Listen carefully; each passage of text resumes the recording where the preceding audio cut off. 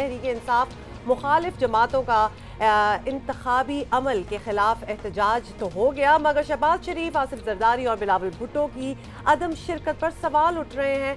और इस्लामाबाद में मुस्लिम लीग नून, peoples party और MMA समेत हम ख्याल जमातों ने इंतखाबात में मुबैना धांधली के खिलाफ इलेक्शन कमीशन के बाहर एहतजाज किया और एहतजाज से नून लीग और पीपल्स पार्टी समेत दीगर रहनुमाओं ने भी खिताब किया। जरा सुनिए। छोटी बड़ी जमातें इस बात पर इत्तेफाक है उनका कि ये इलेक्शन नाकाबिल कबूल है और हम यकजान हैं और एक दूसरे के हाथ थामे हुए हैं।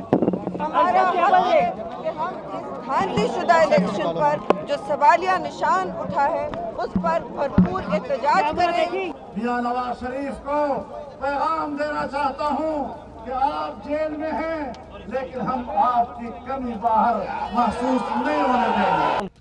आसिफ जरदारी और बिलावल भुट्टो अब तक किसी इजलास में शरीक नहीं हुए हैं, ना ही एहतजाज में आए। गुज़श्ता रोज़ शहबाज शरीफ को एहतजाज की क़यादत करना थी, लेकिन वो इस्लामाबाद ही नहीं पहुंच सके। कहा जा रहा है मौसम ख़राब था।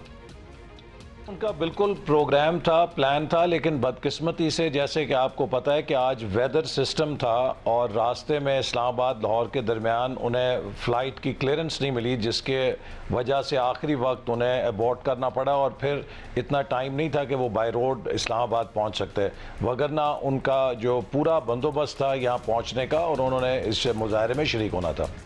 और यही नहीं, असफंजान वली और सिराजुल हक भी नजर नहीं आए। हम ख्याल जमातें मुबैना धांधली के खिलाफ अगर इस तरह सड़कों पर निकलती रहीं तो फ़ायदे के बजाय उल्टा नुकसान भी हो सकता है। और ज़रा हम इसी पे बात करेंगे, मज़ीद समझने की कोशिश करेंगे कि कोई सक्सेसफुल मार्च निकला या नहीं निकला। पीपल्स पार्टी रहनुमा कमर जमान कायरा टेलीफोन लाइन पर हमारे साथ मौजूद है। जनाब, मुस्लिम लीग नून का मौक़िफ़ तो हमने आपको भी सुना दिया, कायरा साहब बहुत शुक्रिया, आपको भी सुना दिया कि वो कह रहे हैं फ़्लाइट का कुछ मसला हो गया। आप ये बता दें कि अब सब जमातें एहतजाज के लिए इकट्ठी तो हैं, लेकिन कोई भी पार्टी सरबरा नहीं था। तो जानना हम आपसे ये चाहते हैं, आपकी पार्टी क़यादत की बात कर लें, क्या पहले से तयशुदा था या बस इत्तफाकिया कोई मिसहैप हो गया फ़्लाइट की तरह, जिस तरह मियां शहबाज शरीफ के साथ हुआ कि आपकी टॉप लीडरशिप में भी ना आसिफ जरदारी पहुंचे ना बिलावल भुट्टो? नहीं, पीपल्स पार्टी के दोनों जो रहनुमा थे, पहली बात तो यह है कि हमारा सबसे ज्यादा सीनियर लोग मौजूद थे। गिलानी साहब थे, राजा परवेज अशरफ साहब थे, खुर्शीद शाह साहब थे, फरुद्दुल्लाह बाबर साहब थे, शरी रहमान साहबा थी, नवीद कमर साहब, हमारे सारे इलेक्टेड बंदे थे, मैं था, मेरी चंद मंदूर साहब, हम पंजाब की ऑर्गेनाइजेशन थे। मेन स्ट्रीम लीडरशिप जो है वो यहाँ पे, लेकिन उनकी मसरूफियात थी क्योंकि कराची में भी गवर्नमेंट फॉर्मेशन हो रही है, वहाँ पे भी उनकी मसरूफियात थी, इसलिए वो यहाँ नहीं आ सके। आज वैसे भी हमारे टिकट होल्डर्स थे फेडरल एरिया के, नेशनल असेंबली के, उनमें भी सेलेक्टिव ही आए। सारे लोगों को यहाँ बुला के तो सुबह में दोबारा भेजना मुमकिन नहीं होता, इसलिए ये इस एहतजाज में वो नहीं पहुंचे। जब ये एहतजाज आगे बढ़ेगा या जरूरत होगी तो वो जरूर तशरीफ लाएं। अच्छा, आप कायरा साहब जो भी कह लें, ऑब्वियसली आप अपनी एक्सप्लेनेशन दे रहे हैं, लेकिन लोग कह रहे हैं कि पार्टी कायदीन ना आने से एहतजाज नाकाम और गैर मुअस्सर रहा। ये पब्लिक ओपिनियन है, हम आपको बता रहे हैं। आइंदा किसी को ये कहने का मौका ना मिले, इसके लिए मिल बैठकर कोई हिकमत अमली नहीं बना लेनी चाहिए आप लोगों को?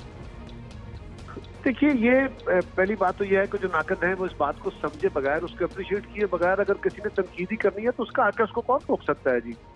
हमने गुजारिश ये की कि ये एहतजाज कोई ऐसा नहीं था कि आज हमने को बड़ा जलसा करना था और हमको धरना देने आए थे और यहाँ गवर्नमेंट से टकराव था और लीडरशिप पीछे हट गई है और छुप के बैठ गई है।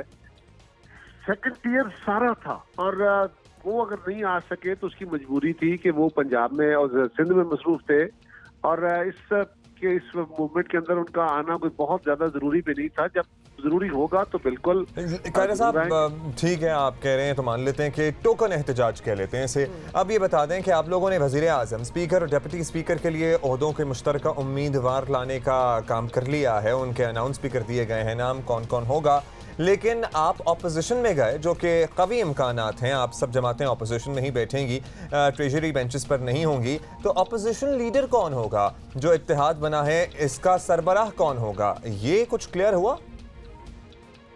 देखिए, ये कोई इत्तेहाद नहीं है, ये कोई फॉर्मल अलायंस नहीं है, ये मुख्तलिफ जमातों का इकट्ठ हुआ है on fair and free election issue. और इसका नाम भी alliance for free and fair, Pakistan alliance for free and fair election है। और इसकी एक स्टीयरिंग कमेटी बना दी गई है, इसका कोई हेड नहीं है। लीडर ऑफ द अपोजिशन यकीनन अक्सरियती जमात मुस्लिम लीग है, उन्हीं का हक बनता है, वही प्राइम मिनिस्टर के कैंडिडेट होंगे और वही लीडर ऑफ द अपोजिशन होंगे, ये तयशुदा है। ऑलराइट, बहुत बहुत शुक्रिया। पीपल्स पार्टी रहनुमा कमर ज़बान कायरा हमारे साथ बात कर रहे थे। Pakistan alliance for free and fair election उन्होंने इसको कहा था, उन्होंने खास तौर पे कहा ये कोई इत्तेहाद ना समझे कि कहीं फ्यूचर में भी सारे साथ होंगे, बस इस मौके के लिए ये सारे साथ और हुई हैं पार्टीज, अदरवाइज। और उन्होंने क्लियर भी कर दिया कि चूंकि सेकंड लार्जेस्ट पार्टी है मुस्लिम लीग नून कौमी असम्बली में, तो उन्हीं की तरफ से अपोजिशन के वज़ीर आज़म को नामजद किया गया, शहबाज शरीफ साहब को, और मोस्ट प्रॉबेबली वो ही फिर अपोजिशन लीडर भी होंगे।